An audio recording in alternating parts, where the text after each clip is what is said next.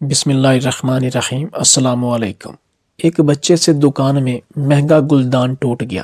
دکاندار نے بچے کو مارنے کی بجائے پیار سے کہا، کوئی بات نہیں، یہ بس ایک کانچ تھا، بھول جاؤ کہ تم سے کچھ ٹوٹا ہے۔ 20 سال بعد جب دکاندار مقروض ہو گیا اور دکان نیلام ہونے لگی تو ایک وکیل آیا اور دکاندار کے ہاتھ میں دکان کے کاغذات تھما دیے۔ وہ وکیل شہر کے قدیم اور گنجان آباد بازار کے بیچوں بیچ ایک انتہائی نفیس اور خوبصورت دکان ہوا کرتی تھی جس کا نام شیش محل تھا۔ یہ دکان اپنی مثال آپ تھی، جہاں دنیا بھر سے منگوائے گئے انتہائی نایاب اور قیمتی شیشے کے برتن، فانوس اور سجاوٹی اشیاء فروخت کی جاتی تھیں۔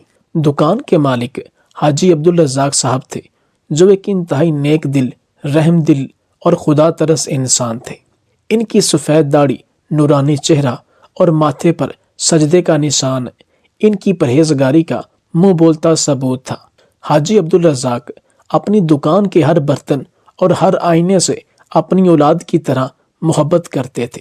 وہ خود روزانہ صبح سویرے دکان کھولتے اور اپنے ہاتھوں سے ایک ایک چیز کو صاف کرتے۔ ان کا ماننا تھا کہ شیشہ صرف دیکھنے کی چیز نہیں، بلکہ یہ صفائی اور شفافیت کی علامت ہے۔ دکان میں داخل ہوتے ہی ایسا لگتا تھا جیسے انسان کسی خوابوں کی دنیا میں آ گیا ہو، جہاں ہر طرف قوس قزح کے رنگ بکھرے ہوئے ہوں۔ چھت سے لٹکتے ہوئے بلوری فانوس جب روشن ہوتے تو ان کی کرنیں دیواروں پر لگے ہوئے قد آدم آئینوں سے ٹکرا کر پورے ماحول کو جگمگا دیتی۔ حاجی رزاق کی دکان پر شہر کے بڑے بڑے عمرا اور رؤسا خریدار بن کر آتے تھے اور منہ مانگی قیمت دے کر چیزیں لے جاتے تھے، لیکن حاجی صاحب کا رویہ امیر اور غریب سب کے ساتھ یکساں شفقت بھرا ہوتا تھا۔ وہ اکثر کہتے تھے کہ رزق دینے والی ذات اللہ کی ہے اور گاہک اللہ کی رحمت ہوتا ہے، چاہے وہ کچھ خریدے یا نہ خریدے۔ جون کا مہینہ تھا اور گرمی اپنے عروج پر تھی۔ بازار میں لوگوں کا ہجوم معمول سے کچھ کم تھا۔ حاجی عبدالرزاق اپنی مخصوص نشست پر بیٹھے تسبیح پڑھ رہے تھے کہ اچانک دکان کا بھاری شیشے کا دروازہ کھلا اور ایک 8-9 سال کا بچہ دکان میں داخل ہوا۔ بچے کے کپڑے میلے اور جگہ جگہ سے پھٹے ہوئے تھے، پیروں میں ٹوٹی ہوئی ہوائیاں تھیں اور چہرے پر دھول جمی ہوئی تھی۔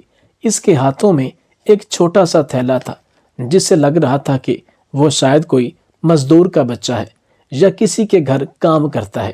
بچہ دکان کی شان و شوکت دیکھ کر ہکا بکا رہ گیا۔ اس کی آنکھیں حیرت سے پھیل گئیں۔ اس نے شاید اپنی چھوٹی سی زندگی میں اتنی چمک دمک اور خوبصورتی کبھی نہیں دیکھی تھی۔ وہ ڈرتے ڈرتے دکان کے اندر قدم بڑھا رہا تھا، جیسے اسے خوف ہو کہ کہیں اس کے میلے پیروں سے یہ شفاف فرش میلا نہ ہو جائے۔ حاجی عبدالرزاق نے اسے دیکھ لیا تھا، مگر انہوں نے اسے ٹوکا نہیں، بلکہ مسکرا کر اپنی تسبیح پڑھتے رہے۔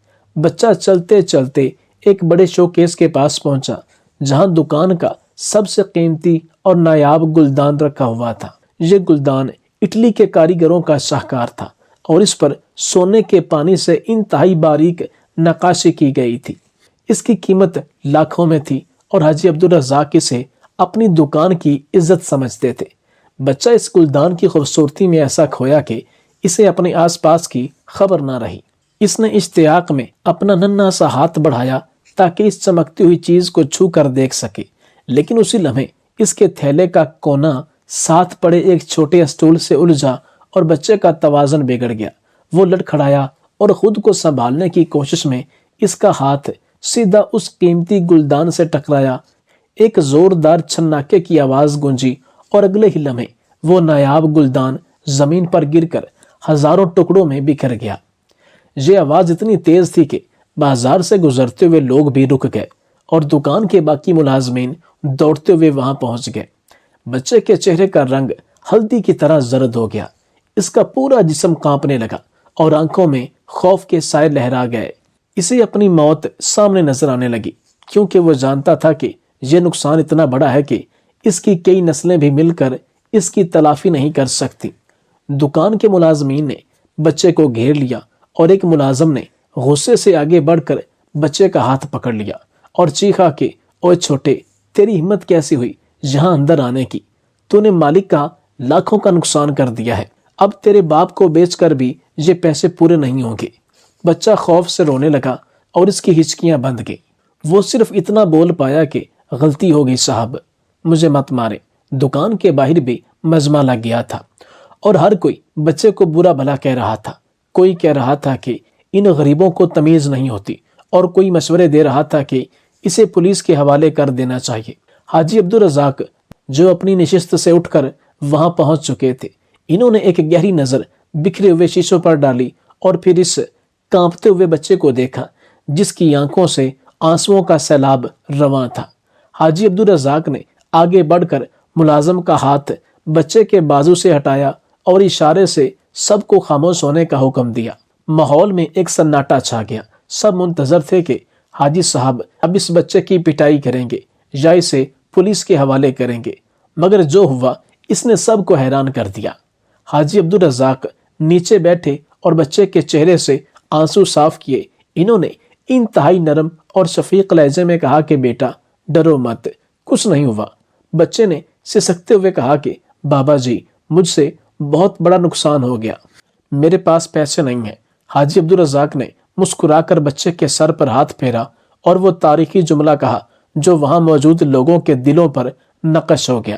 انہوں نے کہا کہ بیٹا کوئی بات نہیں، یہ بس ایک کانچ تھا، یہ گلدان بے جان تھا، مگر تمہارا دل زندہ ہے، اور زندہ دل کا ٹوٹنا اس کانچ کے ٹوٹنے سے زیادہ بڑا نقصان ہے۔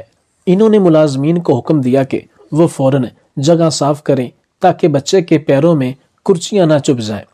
پھر حاجی صاحب بچے کو اپنی نشست کے پاس لے گئے، اسے پانی پلایا اور اپنی جیب سے کچھ پیسے بھی نکال کر اسے دیے اور کہا کہ یہ تمہارا انعام ہے کہ تم نے سچ بولا اور بھاگنے کی کوشش نہیں کی۔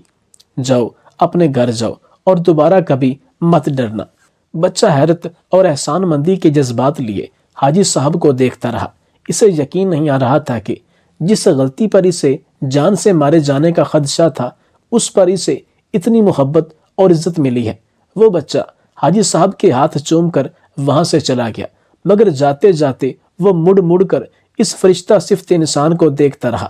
وقت گزرتا گیا اور حاجی عبدالرزاق وہ واقعہ بھول گئے، کیونکہ ان کے نزدیک نیکی کر کے بھول جانا ہی اصل نیکی تھی۔ دن ہفتوں میں، ہفتے مہینوں میں اور مہینے سالوں میں بدلتے گئے۔ دنیا تیزی سے تبدیل ہو رہی تھی اور اس تبدیلی کے اثرات حاجی عبدالرزاق کے کاروبار پر بھی پڑ رہے تھے۔ شہر میں جدید شاپنگ مالز کھل گئے تھے اور لوگوں کا رجحان روایتی دکانوں سے ہٹ کر چمکیلی برانڈڈ دکانوں کی طرف ہو گیا تھا۔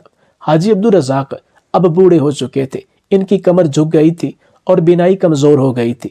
ان کا اکلوتا بیٹا جو جوانی میں ہی بری صحبت کا شکار ہو گیا تھا، باپ کے کاروبار میں ہاتھ بٹانے کی بجائے جمع پونجی اڑانے میں مصروف تھا۔ حالات نے ایسی پلٹی کھائی کہ حاجی عبدالرزاق کا کاروبار تباہی کے دہانے پر پہنچ گیا۔ وہ دکان جو کبھی شہر کی شان تھی اب ویران ہونے لگی تھی۔ قرض خواہوں نے حاجی صاحب کا جینا حرام کر رکھا تھا۔ انہوں نے بیٹے کے قرضے اتارنے اور دکان کو بچانے کے لیے کئی ساہوکاروں سے سود پر رقم اٹھا لی تھی، جو اب ایک پہاڑ بن چکا تھا۔ وہ گلدان جو کبھی ٹوٹا تھا اس کی جگہ تو نئے گلدان آ گئے تھے، مگر حاجی صاحب کی زندگی کا سکون جو ٹوٹا وہ دوبارہ نہ جڑ سکا۔ 20 سال کا طویل عرصہ بیت چکا تھا۔ حاجی عبدالرزاق اب ایک کمزور اور لاچار بوڑھے تھے جن کی سفید داڑھی اب آنسوؤں سے تر رہتی تھی۔ نوبت یہاں تک آ گئی کہ قرض خواہوں نے عدالت کا دروازہ کھٹکھٹا دیا اور عدالت نے حاجی عبدالرزاق کی دکان اور گھر نیلام کرنے کا حکم دے دیا۔ یہ خبر حاجی صاحب کے لیے موت کا پروانہ تھی۔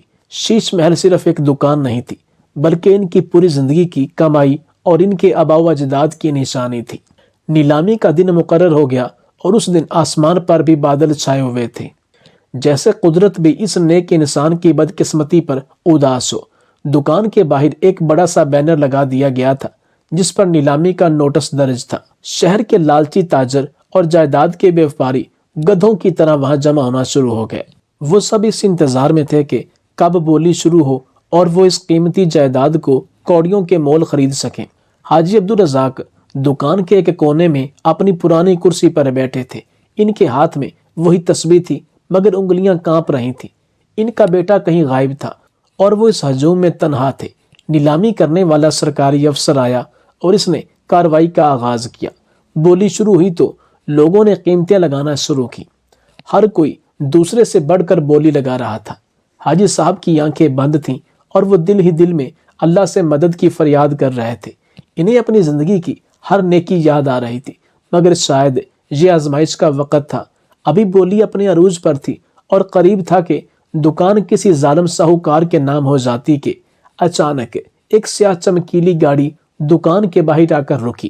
اس گاڑی سے ایک خوش شکل اور باوقار نوجوان اترا جس نے سیاہ کوٹ اور سفید قمیض پہنے رکھی تھی۔ اس کے ہاتھ میں ایک چمڑے کا بیگ تھا اور اس کے چلنے کے انداز میں بلا کا اعتماد تھا۔ نوجوان نے کالا چشمہ اتارا اور سیدھا نیلامی والی جگہ پر پہنچا۔ اس کی شخصیت کا رعب اتنا تھا کہ لوگ خود بخود پیچھے ہٹ گئے۔ نوجوان نے بلند آواز میں کہا کہ یہ نیلامی روکی جائے۔ سرکاری افسر نے حیرت سے پوچھا کہ آپ کون ہیں اور قانون کے کام میں مداخلت کیوں کر رہے ہیں؟ نوجوان نے جیب سے اپنا کارڈ نکال کر دکھایا اور کہا کہ میں شہر کا معروف قانون دان ہوں اور میں اس دکان کے مالک کا وکیل بن کر آیا ہوں۔ افسر نے کہا کہ لیکن حاجی صاحب تو مقروض ہیں اور عدالت کا حکم اٹل ہے۔ نوجوان نے مسکراتے ہوئے اپنے بیگ سے ایک دستاویز نکالی اور افسر کے سامنے رکھ دی اور کہا کہ یہ بینک ڈرافٹ ہے جس میں حاجی عبدالرزاق کے تمام قرضوں کی اصل رقم اور سود شامل ہے۔ میں نے ان کے تمام قرض خواہان کو ادائیگی کر دی ہے اور یہ رہے عدالت کے احکامات کے اب اس جائیداد پر کسی کا کوئی دعویٰ نہیں ہے۔ وہاں موجود تمام لوگ اور خاص طور پر وہ ساہوکار جو دکان ہتھیانے کے چکر میں تھے ہکا بکا رہ گئے۔ یہ سب کچھ اتنا اچانک ہوا تھا کہ کسی کو سمجھ نہیں آ رہا تھا کہ یہ فرشتہ کہاں سے آ گیا۔ حاجی عبدالرزاق جو اپنی کرسی پر نیم بے ہوشی کی حالت میں تھے، شور کم ہونے پر انہوں نے آنکھیں کھولی۔ انہوں نے دیکھا کہ وہ اجنبی نوجوان سرکاری افسر سے کاغذات لے رہا ہے اور پھر وہ آہستہ آہستہ چلتا ہوا حاجی صاحب کی طرف بڑھ رہا ہے۔ نوجوان حاجی صاحب کے قریب آیا اور گھٹنوں کے بل ان کے قدموں میں بیٹھ گیا۔ اس نے حاجی صاحب کے لرزتے ہوئے ہاتھوں کو اپنے مضبوط ہاتھوں میں تھاما اور انہیں چوما۔ حاجی صاحب حیرت سے اس نوجوان کو دیکھ رہے تھے۔ ان کی کمزور یادداشت زور ڈال رہی تھی مگر وہ اسے پہچان نہیں پا رہے تھے۔ نوجوان کی آنکھوں میں آنسو تیر رہے تھے۔ اس نے بھری ہوئی آواز میں کہا کہ بابا جی آپ نے مجھے نہیں پہچانا۔ حاجی صاحب نے نفی میں سر ہلایا اور کمزور آواز میں کہا کہ بیٹا میں تو تمہیں جانتا بھی نہیں، تم کون ہو اور تم نے مجھ جیسے ڈوبتے ہوئے شخص پر اتنا بڑا احسان کیوں کیا؟ میرے پاس تو تمہیں دینے کے لیے دعاؤں کے سوا کچھ بھی نہیں ہے۔ نوجوان نے مسکراتے ہوئے اپنی جیب سے ایک رومال نکالا اور حاجی صاحب کی آنسو صاف کیے اور پھر اس دکان کے دور و دیوار کی طرف اشارہ کرتے ہوئے بولا کہ بابا جی آج سے ٹھیک 20 سال پہلے اسی دکان میں ایک میلے کچیلے ڈرے ہوئے بچے سے ایک قیمتی گلدان ٹوٹ گیا تھا۔ وہ بچہ اپنی موت کے خوف سے کانپ رہا تھا۔ دنیا اسے مارنے پر تلی ہوئی تھی مگر تب ایک خدا ترس انسان نے اسے بچایا تھا اور کہا تھا کہ رو مت، یہ بس ایک کانچ تھا، وہ بچہ میں ہوں۔ بابا جی نوجوان کی بات سن کر حاجی عبدالرزاق کے ذہن میں 20 سال پرانا منظر کسی فلم کی طرح گھوم گیا۔ وہ چھناکے کی آواز، وہ ڈرا ہوا معصوم چہرہ اور وہ خوف، سب کچھ یاد آ گیا۔ حاجی صاحب کی آنکھوں سے بے اختیار آنسو بہنے لگے۔ نوجوان نے اپنی بات جاری رکھتے ہوئے کہا کہ اس دن آپ نے جو جملہ کہا تھا کہ کانچ بے جان ہے مگر انسان کا دل قیمتی ہے، اس جملے نے میری زندگی بدل دی۔ میں ایک یتیم اور غریب بچہ تھا جو لوگوں کی دھدکار سن کر بڑا ہو رہا تھا۔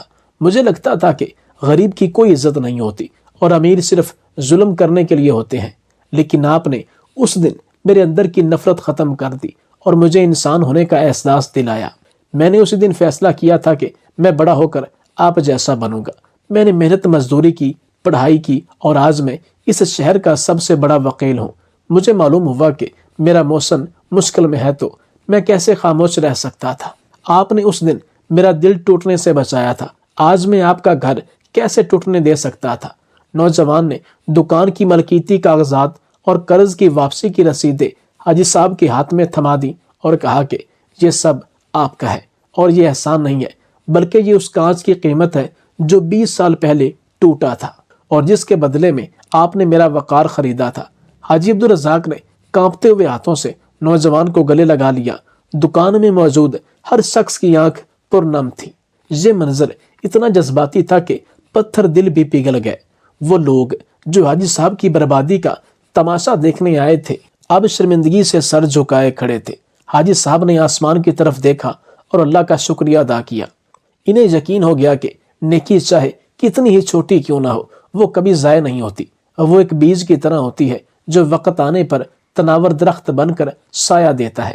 نوجوان وکیل نے حاجی صاحب سے کہا کہ آپ مجھے اپنا بیٹا سمجھے، جب تک میں زندہ ہوں آپ کو کسی چیز کی کمی نہیں ہونے دوں گا۔ اس واقعہ نے پورے شہر میں دھوم مچا دی اور لوگوں کو یہ سبق دیا کہ دولت اور جائیداد آنی جانی چیزیں ہیں، مگر انسانیت اور حسن سلوک وہ سرمایہ ہے جو نسلوں تک منافع دیتا ہے۔ حاجی عبدالرزاق کی دکان پھر سے آباد ہو گئی، مگر اب وہاں شیشے کے برتنوں کے ساتھ ساتھ محبت اور انسانیت کی روشنی بھی بکھرتی تھی، جو خریدی نہیں جا سکتی تھی بلکہ صرف کمائی جا سکتی تھی۔ اور اس دن شیش محل میں کانچ نہیں بلکہ دل جڑے تھے، ایسے دل جو اب کبھی نہیں ٹوٹنے والے تھے، کیونکہ ان کی بنیاد اس بے لوث محبت اور قربانی پر رکھی گئی تھی جو 20 سال پہلے ایک ٹوٹے ہوئے گلدان سے شروع ہوئی تھی۔ آپ سے گزارش ہے کہ اس ویڈیو کو اپنے دوستوں اور عزیزوں میں ضرور شیئر کیجیے۔